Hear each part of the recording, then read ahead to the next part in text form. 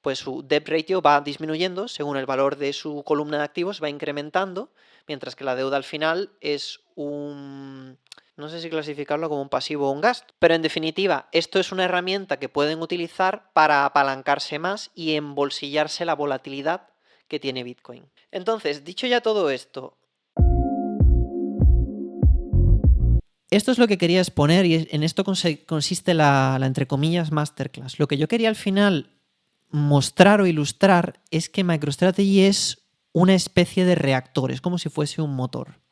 Y lo que Michael Saylor va haciendo es que va tocando todos estos parámetros, va comprando y vendiendo diferentes tipos de productos financieros en diferentes tipos de mercados y trasvasa dinero entre ellos de tal manera que puede mantener un equilibrio en esta máquina, de tal manera que la máquina sigue funcionando.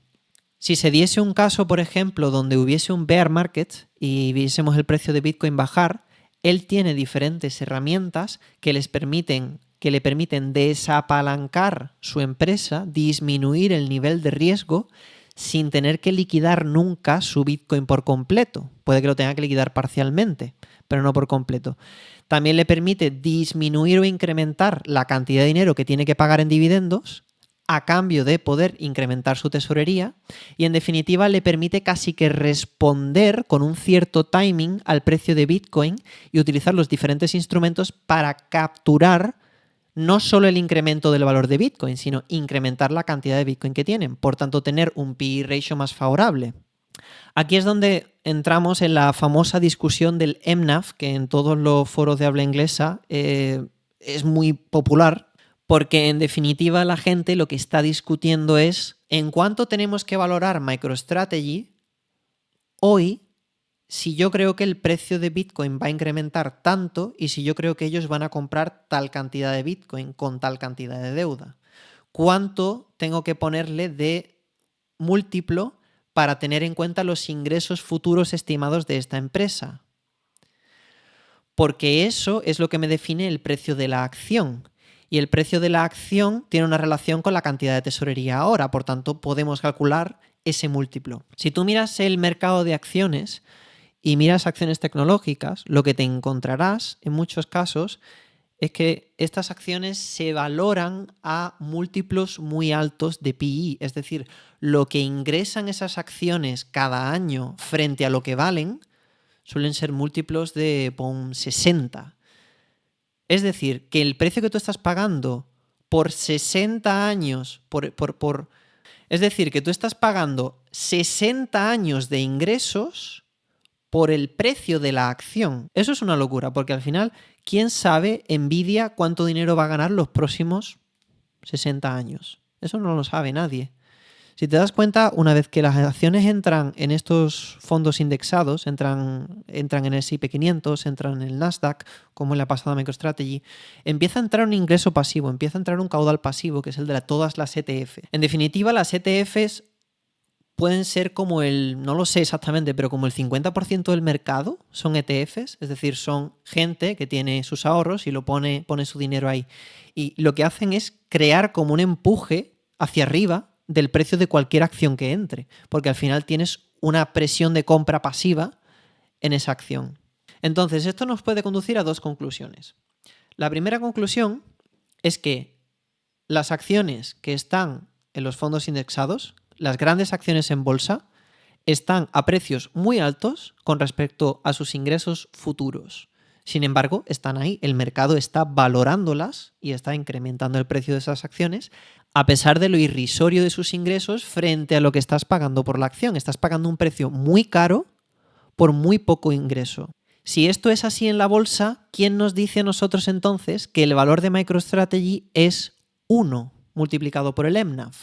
Es decir, ¿quién te dice a ti que el valor de MicroStrategy es solo el Bitcoin que tiene hoy, sin tener en cuenta el Bitcoin futuro?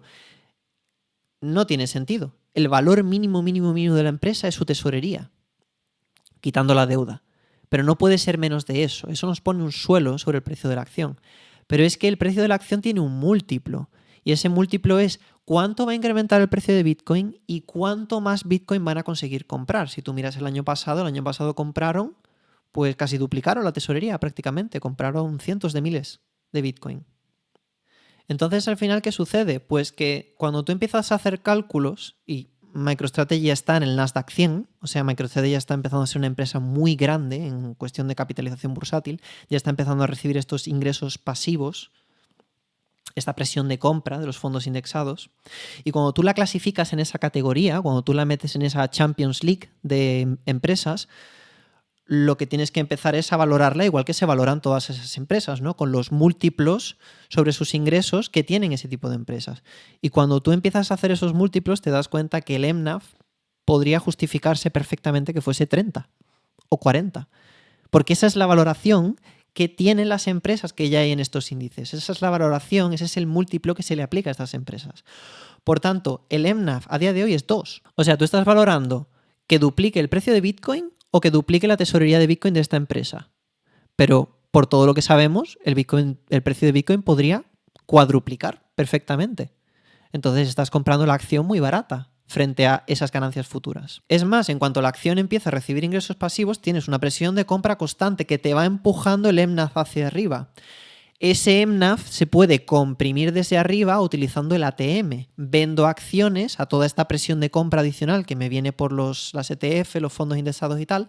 A esa gente les vendo acciones nuevas. Y como empresa capturo ese capital y lo utilizo para comprar Bitcoin, lo utilizo para pagar dividendos, lo utilizo para pagar los bonos de deuda convertible. Entonces, al final, cuando empiezas con el discurso del MNAV y empiezas a analizarlo de esta manera, te das cuenta de que si tú puedes justificar un MNAV de 30 y la empresa actualmente está a un MNAV de 2, y ves cómo esta empresa está creciendo de valor y está empezando a entrar en estos índices, tú dices, vale, voy a poner un precio futuro de Bitcoin, digamos que duplica en valor, me lo invento, y digamos que esta empresa consigue comprar no lo sé, un 50% más del Bitcoin que tienen, pues entonces al final tú coges el cálculo y dices, bueno, pues le tengo que añadir un 50% al valor actual de las acciones, y luego tengo que duplicarlas. Supongamos que el valor de las acciones es 100. Le añado un 50%, 150. Y después las tengo que duplicar de precio, es un 300%. O sea que el precio de la acción se habría multiplicado un 300%.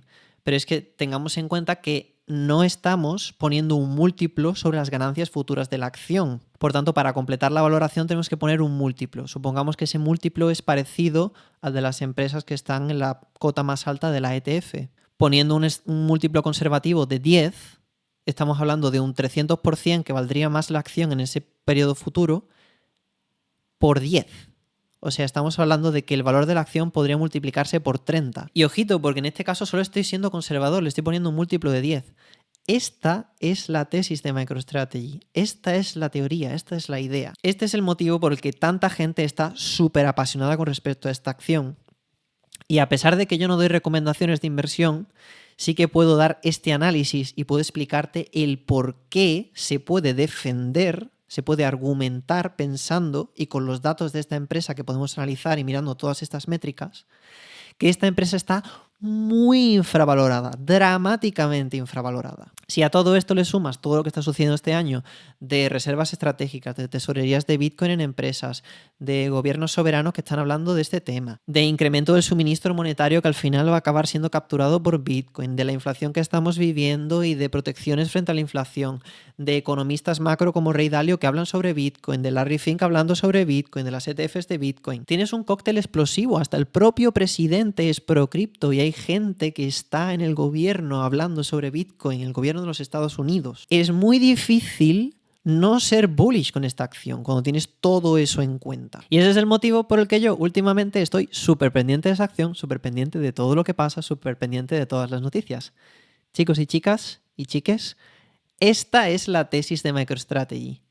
Este es el motivo por el que esta acción es tan interesante. Yo creo que es una de las acciones más interesantes que hay en la bolsa, porque al final es un reactor, es una especie de refinería, una especie de motor que está convirtiendo la energía pura que es Bitcoin, con sus incrementos de precio, con su escala, con su adopción, con su crecimiento del hash rate, y está encapsulando eso y revendiéndolo y reempaquetándolo de diferentes maneras, cortando la volatilidad por arriba o aprovechando el apalancamiento o haciendo arbitraje, haciendo diferentes cosas para conseguir utilizar ese Bitcoin y refinarlo para vendérselo a otra clase de mercados que puede que tengan un perfil de riesgo diferente, pero que aún así pueden estar muy interesados en los retornos que tiene Bitcoin siempre y cuando les quites el riesgo que puede tener. Así que nada, lo dicho, nada de lo que he dicho es un consejo de inversión, pero esta es la tesis de MicroStrategy, esta es la masterclass.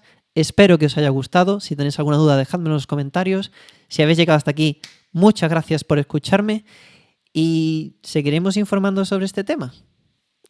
Hasta la próxima, chicos.